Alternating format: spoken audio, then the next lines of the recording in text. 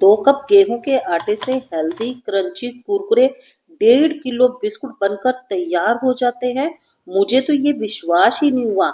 जब मैंने ये पहली बार बिस्कुट बनाए थे तो एक डब्बा भरकर बिस्कुट तैयार हो गए। तो सोचा रेसिपी आपके साथ भी शेयर करूं। बिस्कुट का पूरा मेजरमेंट मैं एक कटोरी से करूंगी ताकि आप भी इसे बहुत आसानी से बना सके। लेकिन मैंने यहाँ पर आपको एक मेजरिंग कप भी दिखाया है, आप उसकी सहायता से भी मेजर कर सकते हैं।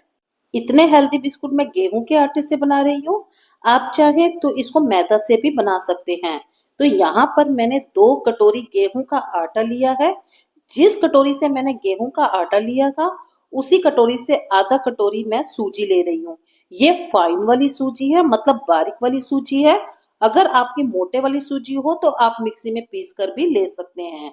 और उसी कटोरी से 1/4 कटोरी में नारियल का बुरादा ले रही हूँ। नारियल के बुरादे से टेस्ट बहुत अच्छा आता है। और मैंने इसमें 1 चम्मच इलायची पाउडर और 1 पिंच सॉल्ट डाला है, मतलब नमक डाला है। अब इस मटेरियल को एक बार साइड रखते हैं। अब एक बाउल के अंदर 1 कटोरी चीनी और आधा कटोरी पानी डाला है। जिस कटोरी से हमने आटा मेजरमेंट किया था उसी कटोरी से हमने चीनी मेजरमेंट की है। चीनी और पानी को मिक्स नहीं करना है, बस एक बार हिलाकर साइड पर रख देना है। अब परात वाले आटे को मिक्स करेंगे। यहाँ पर मैंने 1/4 कटोरी देसी घी लिया है, लेकिन अभी मैं सारा देसी घी यूज नहीं करूंगी। एक बार मैंने 2 चम्मच देसी घी डाला है और मैं इसे बहुत अच्छे से मिक्स कर रही हूँ। मुझे यहाँ पर देसी घी थोड़ा सा कम लग रहा है तो मैंने इसके अंदर 2 चम्मच देसी घी और डाल दिया है। अभी हम सारा देसी घी नहीं डालेंगे। अब हम इसे बहुत अच्छे से मिक्स करेंगे। अब मैं अपने दोनों हाथों से इसको बहुत अच्छे से मिक्स कर रही हूँ ताकि आटे के एक एक कण के अंदर देसी घी चला जाए। अब मैं मुट्ठी बांध कर देखूंगी। अगर मेरी मुट्ठी परफेक्ट आई तो हमारा देसी घी बिल्कुल परफेक्ट है। तो यहाँ पर मैंने मुट्ठी बांध कर देखी है। टोटल 4 चम्मच देसी घी मैंने इसके अंदर यूज किया है। अब जो हमने चीनी वाला पानी बनाकर रखा था उसको हम थोड़ा थोड़ा डालते जाएंगे और पूरे आटे के अंदर सारा पानी यूज हो जाएगा। लेकिन आपको ध्यान रखना है कि आपको एक बार के अंदर सारा पानी नहीं डालना है। थोड़ा थोड़ा चीनी और पानी डालते जाइए और आटे को लगाते जाइए। यहाँ पर आटे को हमें बिल्कुल भी सॉफ्ट डो नहीं लगाना है, या ये कहूँ कि आटे को हमें गूंथना नहीं है, सिर्फ आटे को हमें इकट्ठा करना है। मैं 2-2 चम्मच पानी डालती जा रही हूँ और आटे को गूंथती जा रही हूँ। इससे हमारा बिल्कुल परफेक्ट आटा गूंथ कर तैयार होगा। आप एक बार में ही बिल्कुल परफेक्ट बिस्कुट बनाकर तैयार कर लेंगे। बातों ही बातों में हमने अपना आटे को गूंथ लिया है। अब मैं आपको दिखाती हूँ कि आटे का टेक्सचर कैसा होना चाहिए। आप देख रहे हैं आटा हमारा सॉफ्ट नहीं है, पूरा टाइट है और साथ में ये सिर्फ जुड़ा हुआ है। एक बार मैं आपको काट कर अंदर से भी आटे का टेक्सचर दिखाती हूँ। ये देखिए, बिल्कुल परफेक्ट जाली हमारे आटे में बनकर तैयार हुई है। हमने आटे को गूंदा नहीं था, सिर्फ जोड़ा था। अब एक आटे की लोई हम ले लेंगे और दूसरी वाली एक बार साइड पर रख देंगे। जो लोई हमने ली है उसे चॉपिंग बोर्ड पर एक बार हम बहुत अच्छे से दबा दबा कर इकट्ठा कर लेंगे और बेलन से इसे बहुत अच्छे से बेल लेंगे। अच्छा, बेलते समय आपको ध्यान रखना है कि इसे हमने बहुत ज्यादा मोटा नहीं बेलना है और बहुत ज्यादा पतला भी नहीं बेलना है। जितनी थिकनेस के बिस्कुट होते हैं हमें उसे उतना ही बेलना है। अगर आटे के बिस्कुट बनाने की इतनी आसान रेसिपी आपको मेरी पसंद आ रही है और आप मुझे YouTube पे देख रहे हैं तो प्लीज मेरे चैनल को सब्सक्राइब कीजिए, लाइक कीजिए, शेयर कीजिए। एक बेल का आइकन दिख जाएगा, उसे जरूर प्रेस कर दीजिएगा ताकि वीडियो का फ्यूचर नोटिफिकेशन आपको मिल सके। अब मैंने आपको एक गिलास दिखाया था, आप चाहे तो इस तरीके से गिलास से भी कट कर सकते हैं, बट मेरे पास एक छोटा प्लास्टिक का गिलास था, मैं उससे काट रही हूँ। बिस्कुट का जो साइज होता है वो बिल्कुल यही साइज होता है।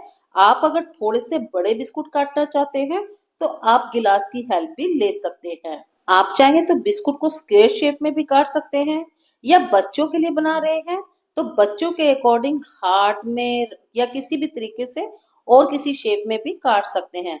बच्चों को शेप बहुत ही पसंद आती है तो आप उनके हिसाब से किसी भी शेप में काट सकते हैं। बिस्कुट बनाने का ये सबसे आसान तरीका है कि एक बड़ी सारी रोटी बेलो और बिस्कुट निकाल लो।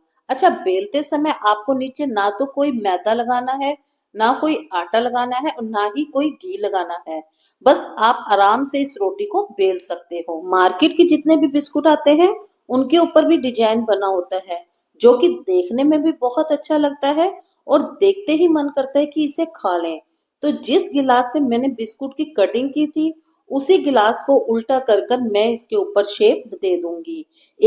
गिलास को उल्टा कर कर मैंने इसके ऊपर 3-4 चंद्रमा बनाए हैं। आप चाहें तो चाकू से इसके ऊपर सीधी सीधी लाइनें भी खींच सकते हैं। वो डिजाइन भी इसके ऊपर बहुत ही प्यारा लगता है। लेकिन मैं आपको करीब से दिखा रही हूँ कि किस तरीके से मैं गिलास से कट कर रही हूँ। एक एक कर कर मैंने अपने सारे बिस्कुट के ऊपर डिजाइन बना लिया था। अब इन बिस्कुटों को मैं एक प्लेट में ट्रांसफर कर लूंगी। एक तरफ मैंने घी को गर्म होने के लिए छोड़ दिया था। ये बिस्कुट मैं घी में बना रही हूँ। आप चाहें तो तेल के अंदर भी बना सकते हैं। आप तेल में नहीं बनाना चाहते हैं तो आप 180 डिग्री पर एयर फ्रायर में भी इसको बेक कर सकते हैं, या कुकर के अंदर एक प्लेट रखकर इसको आप कुकर के अंदर भी बेक कर सकते हैं। कुकर के अंदर करीबन 50 मिनट लग जाते हैं। तो यहाँ पर हमारा तेल हल्का गर्म हो गया था। तो एक एक कर कर मैंने सारे बिस्कुट इसके अंदर ट्रांसफर कर दिए थे। लेकिन बिस्कुट डालने के बाद आपको एट अ टाइम नहीं हिलाना है, जब तक कि हमारे बिस्कुट अच्छे से सिक ना जाए। जब ये सिक जाए तो इसको एक एक करके धीरे धीरे आपने पलट देना है। बिस्कुट डालते समय आपको एक बात जरूर ध्यान रखनी है कि तेल बहुत ज्यादा गर्म नहीं होना चाहिए या मीडियम गर्म भी नहीं होना चाहिए। थोड़ा हल्का गर्म होना चाहिए। अगर तेल ज्यादा गर्म होगा तो बिस्कुट डालते ही जल जाएंगे। तो तेल को हमें बहुत ज्यादा गर्म नहीं करना है, बस मीडियम हॉट ही होना चाहिए, ताकि बिस्कुट हमारे कच्चे भी ना रहे और अंदर तक अच्छे से सिक जाएं। बातों ही बातों में हमारे सारे बिस्कुट बहुत अच्छे से तैयार हो गए थे। इन्हें मैंने एक प्लेट में निकाल दिया और सेकंड बैच के बिस्कुट डाल दिए थे। आप यकीन नहीं मानेंगे, 2 कटोरी आटे में मेरे 1.5 किलो बिस्कुट बनकर तैयार हो गए थे। अब मैं आपको पास लाकर दिखा रही हूँ कि जो चीनी हमने बिस्कुट के अंदर डाली थी, वो बिस्कुटों के ऊपर आ गई है और बिस्कुट हमारे बहुत ही कुरकुरे क्रंची बनकर तैयार हुए हैं। रेसिपी पसंद आई है तो please subscribe my channel. Thanks for watching my video. Thank you.